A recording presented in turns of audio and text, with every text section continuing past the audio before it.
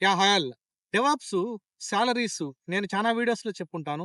3 ఇయర్స్‌కి ఎంత సాలరీ వస్తది ప్రశాంత్? 5 ఇయర్స్ నాకుంది. 10 ఇయర్స్ ఉంది. ఎంత సాలరీ రావచ్చనేసి. ప్రెజెంట్ మార్కెట్ స్టాండర్డ్ అయితే మనకి number of years into 3,00,000 for example మీకు 5 ఇయర్స్ ఉంటే 15,00,000 మినిమమ్ మీ ప్యాకేజ్ ఉండే విధంగా ట్రై చేయండి.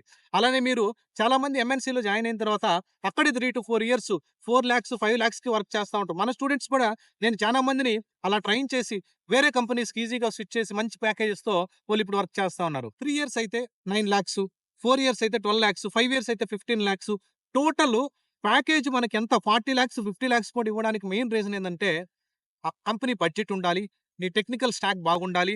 అలానే నిన్ను హైర్ చేస్తున్నటువంటి రోలు హై డిమాండ్ అయి ఉండాలి. ఎంఎన్‌సీలు, స్టార్టప్‌లు కాకుండా ప్రొడక్ట్ బేస్డ్ కంపెనీస్‌లో ఎక్కువ ప్యాకేజెస్ వస్తాయి.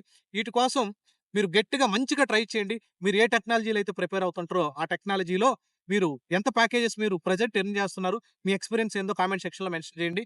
ఇది వేరే వాళ్ళకి కూడా హెల్ప్ అవుతది గైస్. Thank you.